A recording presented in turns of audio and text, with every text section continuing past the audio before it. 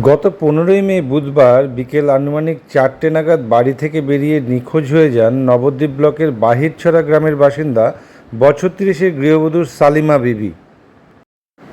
এরপর ওই গৃহবধূর খোঁজ পেতে পরিবারের সদস্যরা প্রায় ৭ দিন ধরে বিভিন্ন জায়গায় আত্মীয়স্বজনের বাড়ি খুঁজে সন্ধান চালিয়েও ব্যর্থ হওয়ায় অবশেষে আজ নবদ্বীপ থানায় নিখোঁজ ডায়েরি করলেন। নিখোঁজ হয়ে যাওয়া গৃহবধূর একটি ফটোসহ নিখোঁজ ডায়েরি করা হলো পরিবারের পক্ষ থেকে। এ বিষয়ে নিখোঁজ ওই গৃহবধূর খুড়তুতো ভাই কি বললেন ক্যামেরার সামনে শুনুন।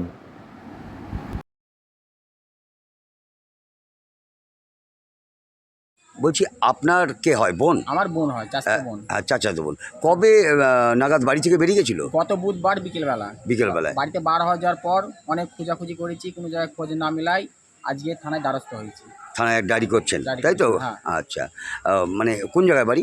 বাড়িগ্রাম বাহিরচড়া, ফকিরডাঙ্গা গোলাপাড়া। আচ্ছা আচ্ছা, কোথায় ওনার নাম? ওনার নাম সালিমা বিবি। বয়স কত হবে? বয়স 30 বছর। 30 বছর। মানে ওনার স্বামী টামী আছেন? হ্যাঁ, ওনার স্বামী আছে, 3টে কন্যা সন্তান আছে।